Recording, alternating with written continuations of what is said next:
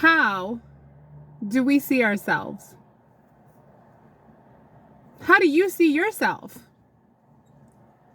What kind of image do you carry with your consciousness of who you are? How do we see ourselves? And when I ask that, I mean, how do we truly see ourselves fully, authentically? There's two ways you could think about this question. One might be automatically thinking about how you physically see yourself in the mirror, how you see your reflection. That's probably the most basic fundamental way we might think of how you see yourself. How do we see ourselves? Do we value who we are based on who we really deeply, innately are? Not just on our reflection. Our reflection is the most superficial way to evaluate how we see ourselves. And if you ask anyone, how do you see yourself? It's a difficult question for them to answer. Because who we are, who you are, who I am, it's quite complicated. It's not just a one-word answer. You and I, and if I could speak for myself, are essentially a different person always, a different human being every day. If you look at the neurotransmitters in your brain, you have molecules, mood molecules. These are the molecules that represent dopamine, serotonin, the good molecules, the bad molecules. And there have been people like Deepak Chopra who studies the mood molecules and deeply investigates our state of consciousness. A lot of people, if they are disciplined enough, they can sit and meditate and lose sense of time. Because time, you can't define. You actually can't define now. Now actually never exists. One thing that I love that Deepak Chopra said is that by the time I say these words, they no longer exist. Woo! That blew me away. By the time I say these words, they no longer exist. They no longer exist. That I had to write down. That blew me away. And I like to think deeply about my essence, what I'm doing here, why I'm here. The image that I look at is constantly changing. Life is just a lucid dream that we're living in, and once in a while we wake up to it all. I can tell you this. You and I were 5 years old. How much do we remember of being 5? Is it just a dream? You and I were once 15 years old. How did it feel to be 15 years old? Was it just a dream? You and I were both 20 years old. How did it feel to be 20 years old? Just a lucid dream, a dream. An area that exists somewhere in our brain, a memory that we can retrieve. Small moments of that age, small moments of who we used to be. Our reflection was different. Our skin was different. Our hair was different. Our eyes were different. Our cells are constantly regenerating. The cells in our stomach every 5 days, they're renewing. How do we see ourselves? What is self? Who are you? Who am I? And again, the question that most of us don't ask ourselves is, how do we see ourselves? How do I see myself? I see myself as a very, very imperfect human being who tries her best. But even in trying my best, I don't always seek perfection. There's times where I'm lazy in seeking perfection because my mood molecules shape the way I make decisions. If my mood molecules and my neurotransmitters in my brain are high energy and high frequency, Perhaps I really am doing the best of the best. If my mood molecules are low, maybe I'm doing the least best that I can to get by. Even though I try to get through my life with the best intentions, knowing myself is knowing that I'm not perfect. I think that's why a lot of people on this earth, when you compliment them, no matter how many accolades they have received, it's hard for them to truly embrace a good compliment, because we know ourselves. When you know thyself, you know that we know our own thoughts. We know our own struggles. We know that we are imperfect beings. That's why we are here, to perhaps become more compassionate and realize that we're connected. And yet it's hard to realize we're connected because we're stuck in our own sense of self, our own sense of identity, our own sense of setting goals, of perhaps not having goals, of having something to seek out to keep the motivation going for doing our best. All human beings, because we have complex thought and we have complex identities, and we are all individuals, have different motivators for getting through life, when essentially our basic needs are already met. Once you have food, water, and shelter, after that, we open the doors to expressing ourselves more fully and saying, well, what is it that you do? Why do we care what you do? Why do you care what I do? Doesn't matter. Doesn't matter what you do, what I do. It's your essence. It's your spirit. It's your character. What is my character? What is my spirit? Who am I if I don't have a job? Who am I if I don't attach my identity with what I do for work? If I just did nothing but dedicate myself to my health and well-being, and that's all I did, what would that mean? Would that mean I'm not a good person? Would that mean that because I'm not more selfless with my time, I'm brought down on the scale of social status? What does social status mean? Does it mean you're a better person because you make more money? Because you figured out a way to make more money? The thing with human beings is we tie too much of our value with this thing that we created that is not real. And it will always be the one thing that never will seem to go away. Money. Money is the number one thing that motivates everyone. What if we didn't have money? What if there was no such thing as money? That's a good thought experiment. If we got rid of money, how else would we do things? And why do we define people based on how much money they make? Or even how intelligent they are? You could ask yourself, is intelligence a gift? Is it a gift that is given, that when you use this intelligence, it pushes you towards maybe the right career, that gets the right status, that makes the right amount of money, that brings in the right income, that gives you the life that everybody adores, that everybody wishes they had? When everyone fully looks at themselves, not the reflection in the mirror, who do they see? Who are we? If you walk up to anyone and say, who are you? Most people won't know how to answer. Even if you asked me, I can tell you that, for example, I'll give you an example. So my mother, because I had this identity that I started doing comedy and that I'm funny. But I said to myself, where did this even come from? That I think I'm funny or I have a gift of being funny. I said, where did this even stem from?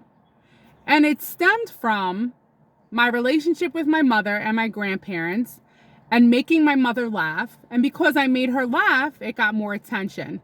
Playing different characters got more attention. Being the person who made people laugh got more attention and acceptance. Even when I was growing up in Brooklyn and I was bullied, how I broke the bullying was being funny, was acting goofy. I was never like the pretty one or the smart one, but I built an identity off of being the funny one. So that's where it started. And then my mother would take that identity and feed it. She pushed me to do comedy. She was the one who thought I was funny. I made her laugh. So I base that idea I have of myself on my mother. Now, my mother was very funny, but I went out of my way to make her laugh because, and I'm about to share something personal here, she would go into, sadness every now and then. So when you have a parent that gets sad or depressed, you work harder to make them laugh. You feel like you have a purpose in life if you can make people laugh. So check this out. I get a call. I'm not going to give you details. I'm just going to say, I got a call from someone and they want me to be the headliner and do 30 minutes, May 24th, somewhere where I live. And I said, wow, 30 minutes. Now, it's not at a comedy club. It's at like a gallery, all right? So now I'm saying to myself, wow, it's what I always wanted, right? I said, I want to do comedy. I want an area to do it. And this person's calling me, telling me that they think I'm funny, okay? And I'm going to be the headliner. So now I'm joking. I'm like, look at me. I'm the headliner, the headliner. I mean, I'll probably be the only one there. But, and then they're like, oh, it's a small, intimate group. And I'm like, ooh, small, intimate group. That's even more scary. Because one thing is when you're in a comedy club and it's a 2-drink minimum. Another is if you're at a gallery and it's a intimate group and you have to come up with I have to come up with a solid 30 minutes of comedy and make these people laugh. Mind you, I'm in the Midwest, so you got to work a little bit harder here to make people laugh. But I mean, that's the whole point, right? I mean, so now what I'm doing is I'm watching a bunch of comedians on Netflix that they have their own special. I'm not going to mention names, who's funny, who's not funny. But when I watch, of course, I'm seeking out the women. I'm watching the female comedians. So one female comedian I watched, in my opinion, she wasn't making me laugh. I'm not putting her down because she has a Netflix special. But I think what happens is you get, how should I say this? I don't know. I just didn't find her humor funny. I think when people are on your side and they're your fan, they might gravitate towards thinking you're funny. I just didn't find... Okay, so I'm watching everyone and I'm hyper aware because I used to do comedy when I was younger of what it's like to be on stage, on an actual stage, and have a mic in your hand and a light in your face and how to do comedy. And now all of a sudden when the opportunity is here for me, I'm looking at myself and I'm like, Liz, who are you? Who are you? Am I a comedian? Do I have the energy to make people laugh? Can I put a solid 30 minutes together? Is it still in me? Can I still do it? I don't even know. Like, this is the question. Who am I? I don't even know. I don't even know. I think it's because I'm so set into this routine of going to work, putting my scrubs on, and I do it and I'm grateful for it, but at the same time, there's an underlying feeling of resentment because it puts you... I shouldn't resent it, but you do because you're exhausted, but you still have to work. There's no way out. And it takes over your identity, right? Your job, no matter what you do, does a little bit take over how you feel about yourself. Also, the area you live in, the energy around you. It'll either stir stuff in you or not stir stuff in you. Now, remember, something has to already be in you for it to be stirred up. So I have a lot in me, but no one here stirs it up. I'm like water when it sits still. And if it sits still for too long, you have the flies and it becomes stagnant and it becomes poisonous. That's what happens when you're in an environment where everything is still and there's no excitement and nobody... And, that's a deep question too. Am I looking for other people to bring out the real me? Well, the ego and time only exists when you're reflecting it upon another person. We bring stuff out in each other. I know it. Because when I'm around different people, they bring out different things in me. If I'm alone and I'm in solitary confinement, I'm not making the white walls laugh, right? So again, going about identity and how we see ourselves, and how most people, especially in social media, it's all about the way you look. That's how you see yourself. But how you look is an ever-changing process, and it's not really you. It was just given to you. Your face and the structure of your face, and it's just your genetics. It's a random event. So how you see yourself, basically, if you never looked in the mirror, how would you really see yourself? If you never physically saw yourself, who would you be? You would just be this voice? You would just be these thoughts? So what are these thoughts? Who's listening to my thoughts? Why am I thinking at all? Why do I have desires? Why do I have needs? Why do I seek change? A lot of times we get the answers when we talk to other people. That's why I think it's necessary for us to be around other people in person, because many of us have the answers. It's not just these gurus who get paid a lot of money to be on podcasts. Regular people have the answers. And my answer to you is that it's an ever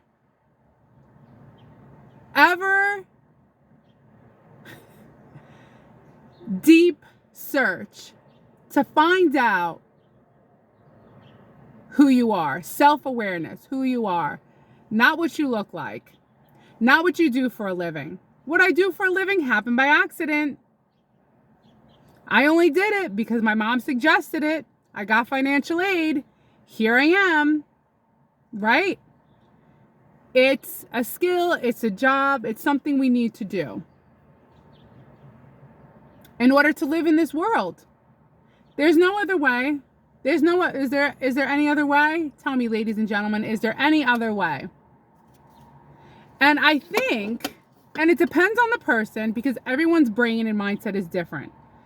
But to do the same thing, the same trade constantly, it's a little mind numbing, a little bit, right? So you constantly have to have curiosity. You constantly have to have different thoughts to bring you through the day. That becomes routine and redundant. And we're always looking for new things to spark those mood molecules to be more electrifying, a little bit more exciting. Because while we're here alive and we're sentient beings, we should feel excited for every day. There's this one program I was watching, Black Mirror on Netflix. Now, Black Mirror, if you haven't heard of it, it's like the Twilight Zone, only it's modern. And there was this one episode where it was very good. I liked the premise of it, where the wife has a mass on her brain and she passes out. She's a teacher. And the only way to bring her back, now this is in the future, is to link her up to a computer. So, of course, the husband says, absolutely, he's a welder, he'll work harder, and to pay the $300 a month. And what's funny is they only have certain zones that she can't go outside of. And so now she's back, but she needs more sleep, and she's hooked up to this computer, right, to keep her alive. But it's not the premium package. She would still have like advertisements come out of her mouth every now and then, which were deemed inappropriate. So now they have to pay more money for a better package. And eventually it gets to a package that's so good that she can, through her phone, adjust how she feels, like pure serenity or pure happiness, or one feeling where everything becomes so intense. Like, for example, the trees were just, wow, how amazing is this tree? This drink is, wow, this drink is phenomenal. Oh my God. Like every sensation, I think that's what it was. Like you could put it to the max, was like amazing. But it was like $1,000 a month, so they couldn't sustain it. And eventually, that was the end of the story. She went back to suffering, and so did the husband go back to suffering because they had to pay for this subscription to alter her moods. And I said, imagine if that's what it was like for me right now. I could just go in and alter my mood. Would I want to? No. I mean, the whole point of being alive is feeling all the moods. The moods are part of what keep us organic human beings.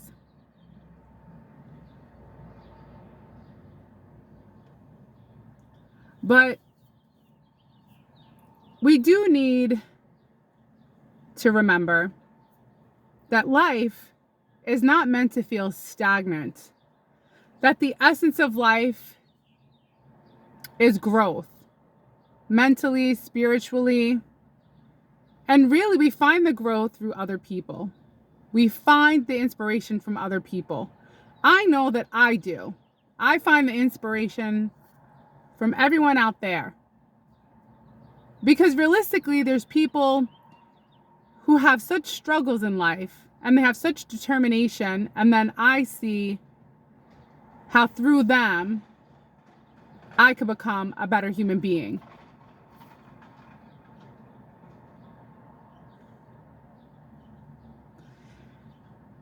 Life as a human, when you think deeply, it could be a curse because you go down that rabbit hole of deep thought every day and you just get lost in it. The essence of life, the essence of thought. I mean, I was given these thoughts for a reason. Is somebody listening? Who am I? Who are you? It's a deep, deep question that sometimes I don't know who I am. I'm just playing a character.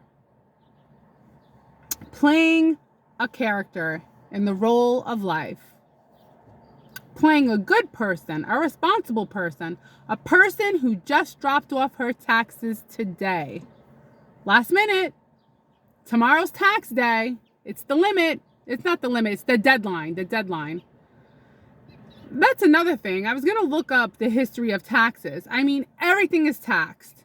Everything. Your food is taxed. Your home is taxed. Your car is taxed. Your clothes are taxed.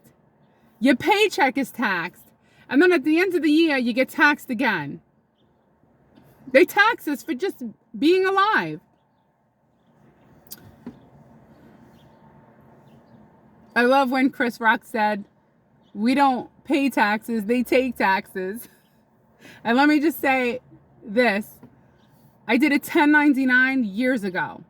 And I'm a very immature young lady back then. I didn't realize that 1099 meant I had to pay quarterlies and put money aside. I just thought I was rich. I thought I was rich. Why? Because they didn't take any taxes out. It was a 1099. Do you know I owed the government $20,000? Finally, back in like 2014, it was finally paid off. They just kept my money every year. Unbelievable. So if you didn't pay taxes, ladies and gentlemen, you'd have a lot of money. And it's crazy how no matter what happens in life, that is the one thing that steers us all. Money. Who am I? Who are you? I don't know. I don't even know if I'm funny. I really don't. I don't know. I mean, this person seemed to have a lot of confidence in me, making me the headliner.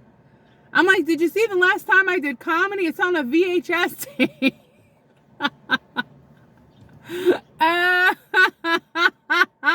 I'm just kidding.